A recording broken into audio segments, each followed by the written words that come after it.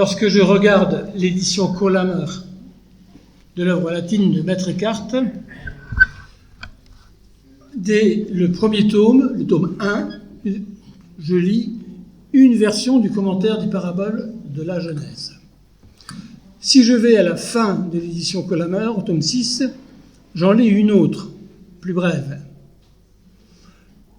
La première question majeure est de savoir quelle est la dernière rédaction, et donc la plus conforme au processus de rédaction de Maître Eckhart, en soumettant les deux versions à une lecture critique. Dans l'introduction de la traduction française effectuée par Jean-Claude de la Garrigue, Maxime Moriège parvient à expliquer clairement le bien fondé de l'édition d'une rédaction initiale dans le premier volume des œuvres latines, qui reprend principalement les manuscrits d'Erfurt et de Kues-Bernkastel, et ensuite d'une rédaction finale publiée au volume 6, où les manuscrits de Kues-Bernkastel, notés par la lettre C, sont corrigés à l'aide du manuscrit d'Oxford, noté L. Alors, j'aurais une petite remarque là, c'est l'arbre logique qu'a décidé Maxime, parce que il est tout à fait possible que le manuscrit de Kues soit un manuscrit hétérogène, avec des traités qui viennent de sources différentes et qui datent d'époques différentes, mais qui ont été réunis dans une seule copie. Et je crois que, par exemple, les sermons latins, dans le manuscrit de Kues, sont la version la plus aboutie, y compris dans l'ordre des sermons, ce qui est très important. Mais qu'est-ce que vous nous apprendre de la comparaison de ces deux éléments ? En premier lieu, il y a un mot qui a frappé beaucoup de commentateurs, c'est la volonté dans le prologue du livre du volume 1 de dépasser l'écorce de la lettre. Beaucoup de personnes se sont arrêtées sur cette formule qui a l'air très poétique, mais n'importe quel lecteur ayant fréquenté les écrits de Maître Eckhart l'a déjà lu. Notre attention dans cette édition des paraboles de la Genèse est de parcourir rapidement quelques passages, tant de ce livre que d'autres du canon sacré, pour faire ressortir sur le plan du sens caché certaines choses contenues et recouvertes de façon parabolique sous l'écorce de la lettre. Le terme parabolique comme adverbe en latin, je viens de vérifier à l'instant, n'est utilisé que dans cet ouvrage-là et dans une petite partie du commentaire de l'évangile de Jean, ce qui est important après pour le procès. L'usage veut, si je regarde les différentes éditions, que l'on renvoie ici au Breviloquium de Bonaventure. Bonaventure dit « Sous l'écorce de la lettre, lorsqu'elle a été ouverte, des compréhensions mystiques et profondes sont cachées pour réprimer l'orgueil, repousser ce qui est impur, s'écarter de ce qui est fourbe et que les insouciants soient incités à comprendre les mystères. » On aurait pu tout aussi bien renvoyer à l'art de prêcher de Bonaventure, où il dit sensiblement la même chose, ou à Thomas d'Aquin, ou à Albert le Grand, qui, d'une façon très brève, nous dit que la parabole est là pour que les mystères se cachent. Sous l'écorce de la lettre. Toujours. L'écorce de la lettre fait partie des images utilisées pour qualifier l'exégèse monastique, en général. On a le feu, la cendre, l'écorce, le noyau, et tout un ensemble ainsi de choses qui sont à la fois dures, qu'il faut casser pour avoir ce qui est savoureux. Et c'est là où nous aurons le terme médou, là, la moelle, qui d'ailleurs est utilisé aussi par Maître Eckhart. L'usage de la parabole est une méthode qui déborde largement son usage néo-testamentaire, et l'usage de la parabole n'est en aucun cas un gage de vérité. En aucun cas. Pas en elle-même, du moins. Si on réfère à un usage de la vérité par une autorité de l'Église, alors c'est l'autorité de l'auteur cité qui prend le premier pas, mais pas le décryptage de la parabole. Selon Bonaventure, donc, ces qualités dépendent entièrement du prédicateur. L'histoire de cette formule est ancienne, comme l'a rappelé Marwan Vadi dans son étude sur Eckhart et le judaïsme. L'un des premiers à avoir utilisé la distinction entre l'écorce, donc la lettre, et la connaissance spirituelle comme fruit, protégé par l'écorce, est Origène, en tout premier. Dans un paragraphe de ses homélies sur les nombres, il utilise un vocabulaire précis qui va ensuite être repris au XIIe siècle dans des traités intitulés Adversus Judaeos. Mais attention au mot adversus, hein. Il ne s'agit pas d'être en combat contre les Juifs, hein. C'est autre chose. Origène dit, le premier aspect, celui de la lettre, est assez amer. Il prescrit la circoncision de la chair, régit les sacrifices et tout ce qui est désigné par la lettre qui tue. Rejette tout cela comme l'écorce amère de la noix. En second lieu, tu arriveras aux défenses de la coque qui désigne l'enseignement moral ou les règles de la maîtrise de soi. Ces défenses sont nécessaires pour protéger ce qui est conservé à l'intérieur. Tu trouveras à l'intérieur de ces enveloppes, enfermées et cachées, le sens des mystères de la sagesse et de la science de Dieu, qui nourrissent et rassasient les âmes des saints, non seulement dans la vie présente, mais aussi dans la vie future. Là, Origène est très complet. Selon cette grille sémantique, l'essentiel de la métaphore, puisque ce sont des métaphores pour un lecteur moderne, porte sur le contenu et le contenant. Le contenu étant précieux et protégé par le contenant. Ce principe logique est rappelé par Maître Eckhart dans les Sermons latins lorsqu'il explique que l'âme qui est plus forte contient le corps qui est plus faible et non l'inverse. Ce qui sous-entend que si vous voulez vous concentrer, il ne faut pas vous replier vers vous, mais vous ouvrir à la périphérie du monde. Dans ce cas-là. Cette image va dériver dans les ouvrages monastiques du XIIe siècle, l'image d'Origène, sur le thème d'une incision superficielle de l'écorce reliée à la circoncision physique et insuffisante du judaïsme. Le plus radical d'entre tous, pas de surprise, ce sera Joachim de Flore, hein, qui, dans son Adversus Judaeos à lui, déclare « C'est pourquoi, bien que vous soyez circoncis dans la chair, vous êtes toujours incirconcis dans l'esprit. Ô Juifs, jusqu'à quand oserez-vous observer l'écorce de la lettre en disant au prophète « Toutes les nations ont un prépuce, mais toute la maison d'Israël est incirconcise de cœur. » C'est beau ça, hein. La mention de Maïmonide par Maître Eckhart pose alors question.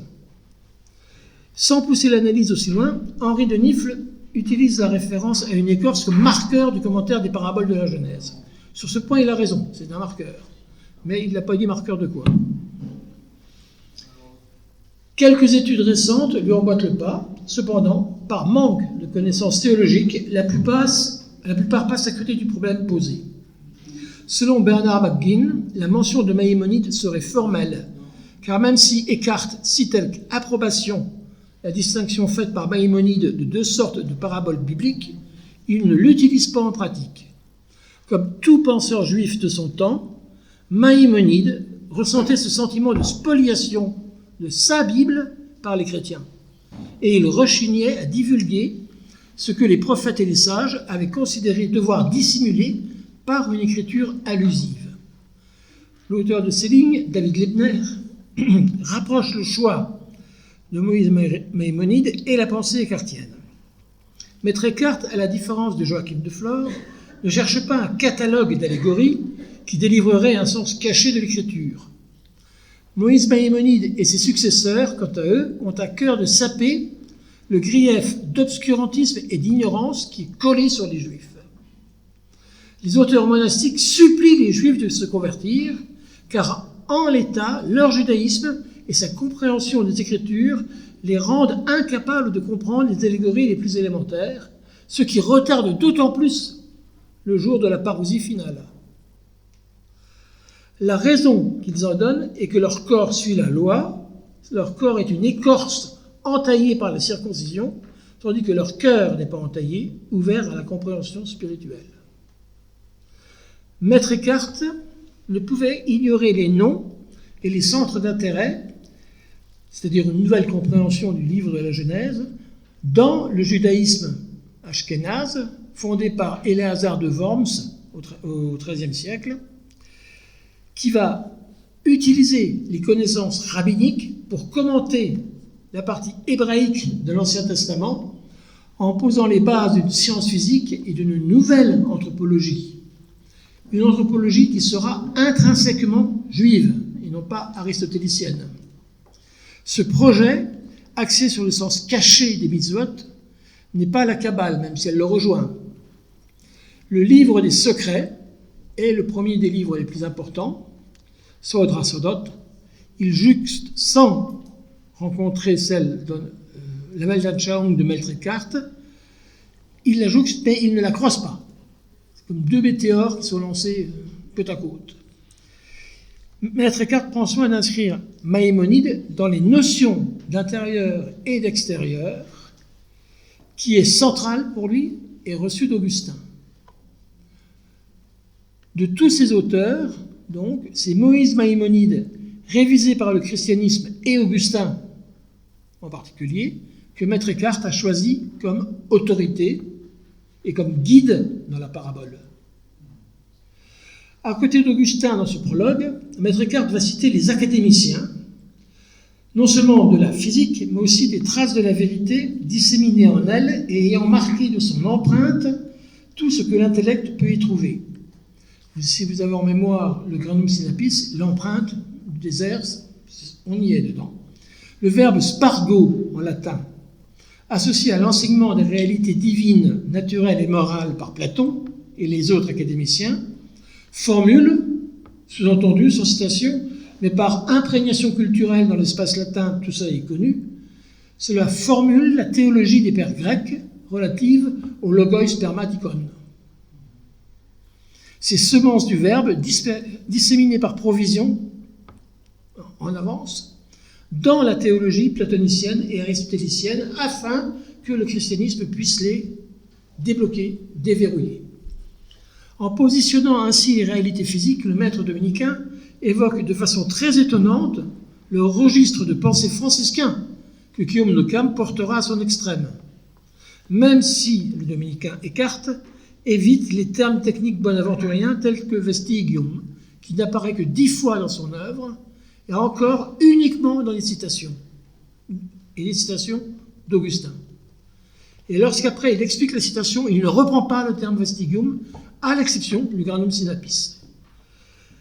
Ici, il va employer, au lieu de vestigium l'empreinte, impressum sigiare, marqué de son sceau. Choisir d'expliquer l'allégorie englobante qui est la Genèse par l'allégorie particulière qui est l'état créaturel ou physique. Cela mène à une mise en abîme fréquente chez Maître Eckhart, mais tisse ainsi un lien direct avec le sermon 49 sur l'image et l'inscription portée sur une pièce. De qui est cette image et l'inscription qui dessus. Avec toutes ces références organisées autour d'Augustin et dont le contenu implicite est totalement clair pour tous les contemporains de Maître Eckhart, ce prologue annonce un commentaire de la Genèse en parabole qui vient directement se placer en héritage du commentaire de la Genèse à la lettre, in Genesim ad litteram, de saint Augustin. Les remarques finales de ce prologue récapitulent des points importants. La lecture des paraboles de la Genèse n'a rien à voir avec un enjolivement, ni avec un catalogue crypté de réalités naturelles ou morales, comme on en trouve dans les commentaires monastiques de la fin du XIIe siècle jusqu'à la moitié du XIIIe. Elle dépend du texte qui est en son entier, lui-même, une seule et unique parabole, composée d'autres paraboles. Tout ceci est mis en application dans l'œuvre des questions et dans l'œuvre des expositions, et ce que je vous ai lu au début, Maître Eckhart, sans le dire explicitement, prévient que ce prologue annonce le premier livre des œuvres des expositions, donc du livre 2 de l'œuvre tripartite. Ce long texte de quelques pages, 26 paragraphes, appartient aux meilleures présentations médiévales du second sens des Écritures. Il faudrait le lire dans toutes les universités.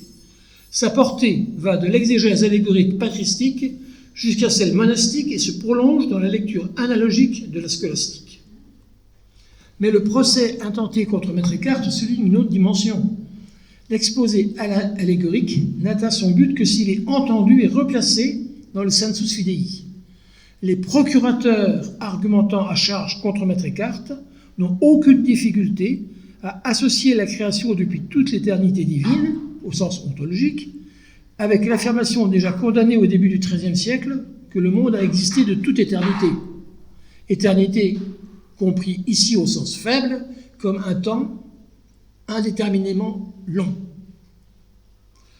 Ce prologue est donc solidement écrit. Petit détail, on pourrait refaire la même chose avec des groupes de rock contemporains, là, avec l'éternité. Là. Quand on dit Knocking on the Heaven Door ou Stairway to Heaven, on est en train d'appliquer par le bas des métaphores importantes. Ce prologue est donc solidement écrit pour saisir le sens recouvert par l'image ou sous l'écorce du texte de la Genèse. Il s'inscrit dans un contexte théologique implicite qui convoque la rhétorique, la logique, l'augustinisme, l'héritage des pères, y compris grecs, les théologies monastiques et scolastiques, la physique, le néoplatonisme, et se place en parallèle du judaïsme. C'est quand même pas mal. Rayer complètement et réécrire autrement un tel édifice demande une motivation très forte. Pour couper un gros arbre, il faut obligatoirement avoir besoin de beaucoup de bois.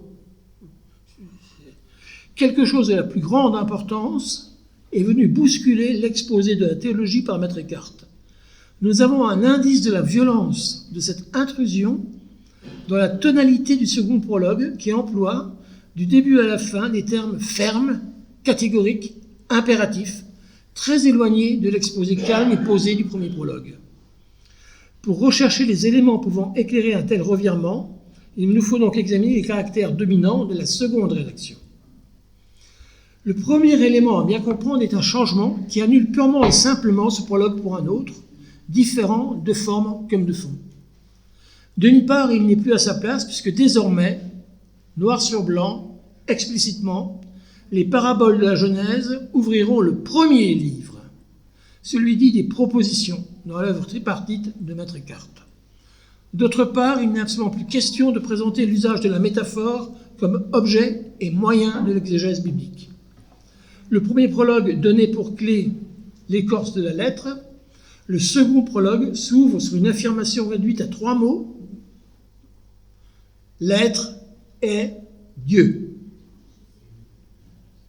Point. Le premier prologue permet la polysémie. Le second définit des catégories qui ne supportent pas de sens second. D'une manière abrupte, le Thuringien précise que ce premier traité a pour objet l'être et l'étant, et leur opposé qui est le néant, ce qui rejoint ce que nous avons entendu ce matin de Harald Schweitzer. Donc, avant d'annoncer les règles logiques à tenir impérativement dans cet exposé. S'il parvient à imposer ce premier point, alors il interdira de la sorte toute interprétation erronée et donc faussée de sa pensée, comme c'est le cas dans la bulle In Agro Dominico. Cependant, commentant l'hospitalité d'Abraham, l'édition donnée par Loris Sturlese, au paragraphe 179, restitue exactement son pendant de la première rédaction, avec cette remarque. Là où ce me semble déjà être mentionné, c'est que je l'ai mentionné dans le traité sur le livre des propositions concernant Dieu, etc. Ce qui veut dire que tout le texte n'est pas corrigé. Il reste encore des endroits où, alors qu'on nous dit qu'on est dans le livre des propositions, on est renvoyé à ce livre parce qu'on n'y est pas. La correction n'est pas complète. On peut encore le voir au paragraphe 135, lorsqu'il approfondit la nécessité de choisir une exégèse parabolique. Au paragraphe 139, où figure une autre proposition incriminée à Cologne, et au paragraphe 54 qui parle de la ressemblance des choses, du logos, de leur sens, et renvoie lui aussi au livre des propositions. Nous sommes donc dans un travail tout à fait inachevé, à peu près dans l'état de l'œuvre des sermons. Pouvons-nous mieux préciser le virage ontologique qui désormais prime sur l'accès à la signification par l'usage raisonné des paraboles. Sa ligne directrice de la seconde version est celle de l'être et du néant. Outre les références habituelles en ce cas, Maître Eckhart va s'appuyer nettement sur le De Trinitate de Boès, mais tel que Gilbert de la Porrée est venu le comprendre. Vous savez que Gilbert de la Porrée est le maître qu'on cite sans donner le nom. On utilise son enseignement dans la scolastique, mais on ne donne pas son nom puisque Bernard de Clairvaux a arraché à Eugène III et aux cardinaux, à Reims, la condamnation de Gilbert de la Porrée. Mais les cardinaux ont dit qu'ils ne comprenaient pas ce à quoi ils avaient dit non. De Gilbert de la Porrée. Ainsi, dans son commentaire de Boès, pour la détermination des opposés, on va encore se rapprocher du Cuse, une réalité duale et non pas duelle, déterminant, déterminé, devient déterminante aussi de son opposé. Ainsi, pour juste et justice, Maître Eckhart ajoute « et son opposé ». Il enchaîne alors par le mal signifier la seule malice, faux la seule fausseté, oblique l'obliquité, injuste l'injustice, et ainsi de suite. Gilbert de la Porrée, dans son procès, a eu 4 propositions à signer qu'il a refusé de signer. La première était Deus est divinitate et converso. Et il a refusé en particulier le e converso. La recherche des erreurs, des choses mal dites ou fausses, n'est pas dirigée vers et par la vérité. Cette recherche, dirigée par les erreurs, ne peut ni vérifier ni être véridique, à la différence des vérités, serait-elle rare et précieuse, qui, en cas d'échec, révèlent le mal, la fausseté, la dénégation du sens. L'écoute attentive de cette détermination des opposés mène à la définition du mal comme étant une carence de détermination du bien. Et nous avons ici, donc, en filigrane, une véritable charge d'artillerie contre l'inquisition pontificale et le procès qu'on lui a fait. Dès l'entrée de ce texte remanié, Eckhart semble déjà répondre à ses juges. Dans la première version du commentaire des paraboles, à la fin du chapitre 3, paragraphe 165, il avait posé une affirmation incriminée sur l'action extérieure dès la procédure colonnaise, disant que l'acte extérieur n'est pas proprement bon ou divin, Dieu lui-même ne perd ni n'engendre à proprement dire, car le Père est à l'œuvre jusqu'à maintenant sans interruption du temps. Avec une reformulation plus précise, le second commentaire des paraboles reprend la même référence johannique, mais cette fois, le vocabulaire relie la question à une autre affirmation du prologue. Étant par telle chose et étant telle chose doivent être appréhendées différemment. Cette affirmation utilise alors l'argument de la question parisienne numéro 2, où Émilie Zurbrunn avait déjà reconnu cette influence de Boès et de Gilbert de la Porrée. Gilbert de la Porrée, dans son commentaire de Boès sur la Trinité, écrit « Ainsi, tant que selon les théologiens que selon d'autres philosophes, on peut à juste titre dire « l'être et ce qu'il est sont différents ». Gilbert de la Porrée est très intéressant, ça évite de lire Heidegger. Ce n'est plus désormais une question méthodologique, mais ontologique. Ce que Dieu est et ce par quoi Dieu est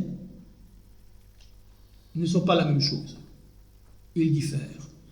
Le 4e concile du Latran, affirmant qu'il y a en Dieu une distinction dans les personnes et une unité dans la nature, contourne la question. Mais plus de 50 ans avant ce concile, Gilbert de la Porrée l'avait déjà dépassé. La règle de différence entre prédicat et sujet, règle que Eckhart reprend en y ajoutant la distinction entre le prédicat et le moyen de prédiquer, implique que Dieu ne peut être synonyme de la divinité qui, si elle est prédicat, n'est plus le moyen de prédiquer ce que Dieu est. un être simple en trois personnes distinctes. Dès lors, une des questions sous-jacentes aux nouvelles questions parisiennes, celle qu'on a travaillée ici, s'impose tacitement. Répondre à la question de Dieu, de l'un et de l'être, suppose de clarifier la notion de relation en Dieu. Peut-on aller jusqu'à demander ce qu'elles sont, puisqu'elles ne sont ni une vague déité, ni la divinité, laquelle, si elle nomme la nature que Dieu est, ne peut être ni ce qui seul exprime Dieu, ni ce par quoi Dieu, autant que les personnes divines, est et sont. Quoi qu'il en soit, la logique, si ce n'est la conclusion de Gilbert de la Porée, semble bien être, utilisée sans le nommer selon l'usage, un des fondements majeurs de l'ontologie écartienne telle qu'elle est utilisée dans ce prologue. Tous ces éléments pointent plus ou moins fortement dans le procès de Maître Eckhart. Ils ont été conservés tels quels, mais placés dans un autre registre que la parabole ou la métaphore. Ils n'indiquent plus une vérité profonde à découvrir entre les mots, mais posent les fondements d'un débat. Ceci ruine à la racine les griefs énoncés dans la bulle, condamnant un sens possible dans les extraits du livre des paraboles de la Genèse, ou même dans les autres écrits. La base donnée par les paraboles de la Genèse ne supporte plus qu'une approche logique argumentée par l'écriture, la tradition patrice et les philosophes gréco-romains ou juifs. Elle ne se décline pas en de multiples sous-entendus. Elle n'est pas concernée par les sens dérivés métaphoriquement. Donc il n'y a plus lieu de condamner ce qu'elle contient. Dans les ouvrages examinés en Avignon, d'autres éléments peuvent parfois lapidaires sont autant de déplacements des écrits écartiens hors du champ de validité de la bulle. Ainsi, dans le commentaire de la Genèse du paragraphe 7, Eckhart déclare « C'est pourquoi, lorsqu'on m'a demandé un jour pourquoi Dieu n'avait pas créé le monde plus tôt, j'ai répondu qu'il ne le pouvait pas, parce que cela n'existait pas. Il n'existe pas de plus tôt et d'avant que le monde existe. D'ailleurs, comment aurait-il pu créer plus tôt, alors qu'il vient de créer dans un même maintenant le monde où, dans quelque temps, se trouverait Dieu ?» Ça continue après, c'est au mot près ce que Eckhart a répondu à Cologne et qui nous a été conservé pour se défendre de l'accusation d'ériginisme. Au mot près. Les notes des différents éditeurs et commentateurs ne sont pas convaincants. Ils oublient et passent sous silence, ce qui, à mon sens, est vraiment important. Lorsqu'on m'a demandé un jour pourquoi, mais où lui a-t-on demandé? Qui le lui a demandé? Les seuls qui l'ont fait, par écrit, que l'on connaisse, ce sont les juges de Cologne, puis les juges d'Avignon. Dans ce commentaire de la Genèse, il nous faut donc envisager si ces mots n'ont pas été écrits après le procès en Avignon. Quand Eckhart a compris comment retourner le point faible d'une bulle qui ne condamne qu'une compréhension possible, n'ayant, selon le texte de la bulle, aucune pénitence, aucune sanction, aucune hétérodoxie, il pouvait prétendre prendre du temps pour corriger son œuvre tranquillement, en sorte de ne plus pouvoir être le jouet d'une accusation fantaisiste. Cette question, posée par la nécessité d'avoir du temps pour remanier ces textes, remettrait en cause la biographie d'Eckhart telle qu'elle est connue et étudiée depuis les écrits de Philipp Strauss vers 1865. Mais en fait, l'histoire des recherches universitaires sur Eckhart commence, quoi qu'on en dise, en français, à Paris, en 1847, quand Charles Schmitt s'appuie sur la bibliothèque dont il a la charge à Strasbourg pour donner lecture à l'Académie des sciences et des arts de sa grande thèse. Et comme c'est une lecture, il fait ce que je suis en train de faire. Ici et là, il y a des digressions plus ou moins importantes. On y lit en particulier la description des manuscrits Descartes, parfois autographes, comparés avec des éditions aujourd'hui inconnues, mais détruites en 1870, à une seule exception notable, reconnue et écrite, un exemplaire du XVe siècle du Benedictus Deus qui appartenait à Charles Schmitt et qu'il avait chez lui. Faute d'avoir lu cette version de Charles Schmitt, personne n'a encore recherché ce manuscrit. Mais il faut dire que pour trouver les héritiers de Charles Schmitt à Strasbourg, c'est un peu difficile. Dans les notes, nous apprenons aussi que Charles Schmitt a transmis ces manuscrits à Franz Pfeiffer pour la première édition des œuvres de Maître Eckhart. Henri de Nifl et Joseph Corr se sont ensuite placés au premier rang, malgré des doutes sur leurs affirmations, comme ceux de Palémon-Glorieux ou de chercheurs d'opinions différentes tels que Gabriel Terry. Les contradictions furent le plus souvent balayées, parfois avec un revers de la main, en disant simplement « c'est stupide ». C'est un argument.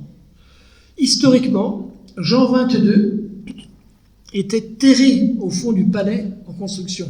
Ce n'est pas du tout un pape flamboyant qui lutte. Non, c'est un pape qui a peur et qui est pathologiquement paranoïaque. Il vivait dans la crainte que ses ennemis utilisent la magie ou les invocations de démons contre lui. Il soupçonnait toujours que ses plats soient empoisonnés. Le cardinal blanc, comme on le surnommait, Jacques Fournier, dirigeait l'Église longtemps avant d'être élu sous le nom de Benoît XII. Il n'y a qu'une seule raison pour que soit acceptée l'appellation Descartes à l'encontre de la condamnation par l'évêque de Cologne, qui est primat aussi de l'Église d'Allemagne, du Nord, la partie saxonne. C'est Cologne et Trèves qui sont les deux primats de l'Église d'Allemagne. Il n'y a donc qu'une seule raison canonique que ce procès soit, dès le début, ou devienne par appellation, une inquisition pontificale. Cela n'aurait rien d'étonnant quand on voit le contenu des armoires, bibliothèques que l'on a déménagées d'Avignon. Et il y a l'inventaire qui en a été fait dans les années 1930. Ça, c'est très, très riche. L'inquisiteur pontifical Jacques Fournier a l'avantage d'être le juge supérieur. Le procès que Maître Eckhart subit appartient à la reprise en main de l'autorité de l'Église par toute une série de procès intentés par l'inquisiteur pontifical Jacques Fournier, futur pape Benoît XII. Jacques Fournier fait d'abord condamner Marcille de Padoue pour sa théologie politique, Guillaume d'Occam pour avoir soutenu Louis IV de Bavière et des propositions théologiques indues, Michel de Cézanne pour avoir annoncé la pauvreté absolue et personnelle du Christ. Maître Eckhart, parce que Maître Eckhart représente la Sorbonne, sur laquelle il a totalement perdu la main, en particulier chez les dominicains, puisqu'ils ne furent que deux à ne pas signer en 1303 la pétition contre le pape donnée par Philippe IV le Bel. Ils ne furent que deux, et les deux furent expulsés. Il s'agit de Maître Eckhart et de Rémy de Florence, Rémy Girolamo, puisqu'ils étaient deux dans ce cas. Il y a aussi trois frères laits dont on n'a gardé que les prénoms. Ces deux derniers, là j'anticipe sur d'autres études, en fait, n'étaient pas encore maîtres. Ils étaient à 3 jours de leur soutenance quand ils ont été expulsés. 3 jours, ils étaient encore injectors, et donc lecteurs. Dès 1926, Gabriel Terry souligne que les analyses d'Henri de Nifl sur le procès Descartes et sa biographie ne tiennent pas assez compte des pièces latines. Il déplore l'insistance germanique de ses collaborateurs allemands ou autrichiens. Il mourra en 1959 en complet désaccord avec les Acta et Documenta choisis et avec leur interprétation. Dans le volume 5, où il y a les Acta Eckartiana, publié en 1960, un an après, le directeur de publication dit tout simplement qu'il est inutile d'écouter Gabriel Terry, auquel il consacre un paragraphe pour dire que Gabriel Terry n'a rien compris Il n'a même pas compris l'importance de sa découverte des rouleaux du procès à Soest. Si nous regardons de près, dans le célèbre billet de Jean XXII à Henri de Vernebourg, le nom des cartes n'y est pas. Les éditions vaticanes des courriers de Jean XXII montrent qu'à cet endroit, enfin c'est mentionné, le papier est déchiré et que le nom semble commencer par un Y. Le papier est déchiré à force d'avoir été gratté, effacé. Et dans l'ambiance de la coordination des cartes, on n'aurait pas effacé son nom. Au contraire, on l'aurait souligné. Par ailleurs, d'ailleurs, vous remarquerez que dans son édition, Henri de Nifle met un A au début, comme la forme française de Descartes. Non, les éditions vaticanes disent bien que c'est un Y. Jean XXII, dans cette bulle-là, lorsqu'il envoie la bulle à Inagro Dominico, l'accompagne une lettre personnelle à Henri de Vernebourg. Il déclare que Maître Eckhart est hérétique, relapse, pertinax et décédé. Le problème, c'est qu'il n'est pas hérétique, il n'est pas relapse, il n'est pas pertinax. Du coup, on se demande s'il est vraiment décédé. Toutes les versions suivantes ont été expurgées de ces qualificatifs dans les rééditions dominicaines. La fausseté des 3 premiers termes rend le 4e suspect.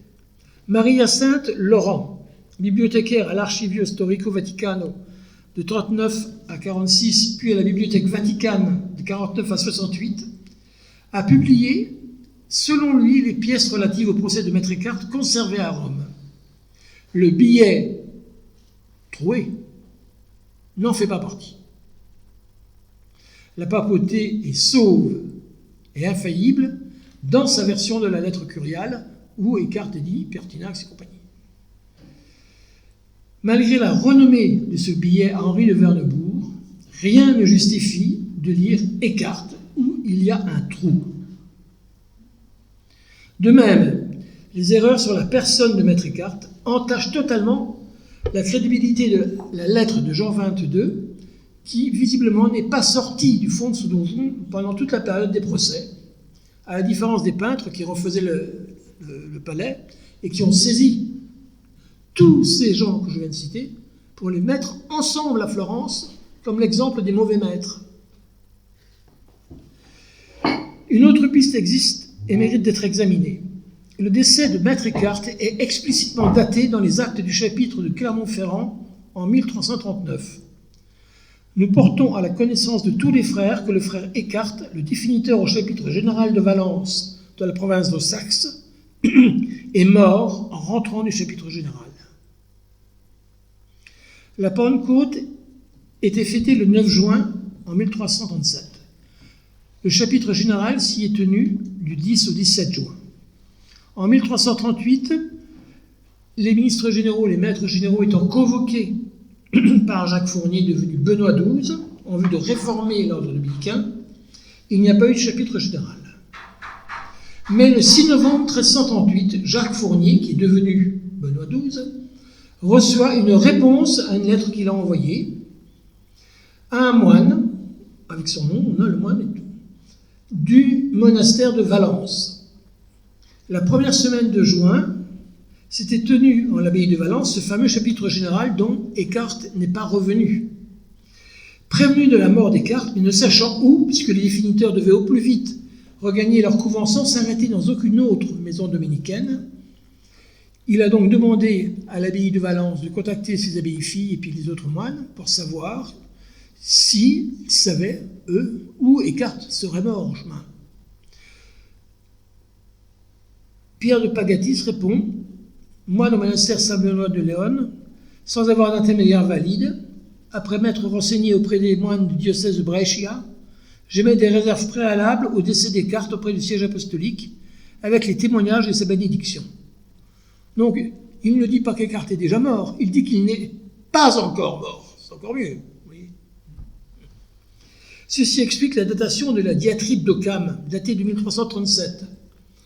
En l'état, l'édition de Collamer ne peut que déplorer la date du document et ne pas comprendre pourquoi il y a cette date qui ne cadre pas avec les affirmations coutumières. Mais cette date est clairement établie. La mention de Benoît XII dans le texte la valide. Avec Michel de Cézanne, sous le pontificat de Benoît XII, élu pape en décembre 1334, il dénonce que malgré ces énormités délirantes, Maître Eckhart ne soit pas condamné et soit totalement libre, alors que lui et Michel de Cézanne sont assignés à résidence. Dès la fin du XVIe siècle, pour concilier la lettre de Jean XXII et le chapitre général, on va créer de toutes pièces un Eckhart de Saxe. Bon, très vite, les historiens diront que c'est une légende. Cet Eckhart de Saxe apparaît soudain. On ne sait pas quand il est né, d'où il vient, ni ce qu'il a fait. On le dit être docteur, ami de Tauler, ami de Suzeau. Donc un Eckhart junior qui serait un décalque de l'Eckhart senior, mais qui meurt, lui, au bon moment. Et juste après sa mort, de précisent les textes, en particulier Léander, il serait apparu à Henri Suzeau pour lui confirmer qu'il était dans le conspectu, donc dans la contemplation de Dieu, Trinité. Cela donne, du coup, quand on a le jumeau historique, Eckhart le Teutonique, professeur de sainte théologie doté d'un savoir divin, remarquable par sa sainteté et célèbre pour sa doctrine chrétienne, apparut à Henri, disciple de la sagesse éternelle, disant qu'il était éternellement en présence de la très sainte Trinité. En 1711, l'édition officielle Cetif Eckhart, Scriptores Ordinis Predicatorum, refonde intégralement en une seule notice les deux, Eckhart Junior et Eckhart Major. Mais, dans cette période qui est dominée par un césaro-pontificat très fort, qui va se prolonger jusqu'à nos jours, admettre une erreur de Jean XXII aurait été un sacrilège. Pourtant, une édition, celle de 1720, donne une notice détaillée qui prend vraiment encore de la marge avec cette fusion de Eckhart Junior et Eckhart Senior. Mais c'est la seule édition qui le fasse. Tous les 10 ans environ, on a une nouvelle édition. La dernière de Capelli en 1980-90, c'est un résumé de ce qu'on a chez Collamer. En 1899, Benoît-Marie Reichert, dominicain, qui a compilé les actes des chapitres généraux, annote le paragraphe annonçant la mort du définiteur Eckhart, en 1337, d'un renvoi prudent, sans citation ni commentaire, aux travaux d'Henri de Nifle. Alors que d'habitude, à l'annonce d'un frère, par exemple un frère François, il prend soin de dire qu'Henri de Nifle, on ne l'ayant pas cité dans le cartulaire de Paris, et il annonce au Gadex manuscrit déjà énuméré, il faut ajouter. Là, dans le cas de cet Eckhart-là, il fait silence, il ne dit rien. Il y a même mieux, dans son introduction au volume de ses Acta Eckartiana, ce dominicain dédie ce volume 4.2 des Actes et des Chapitres à notre Eckhart à nous, donc à Henri de Nifle. C'est vraiment du gros phare.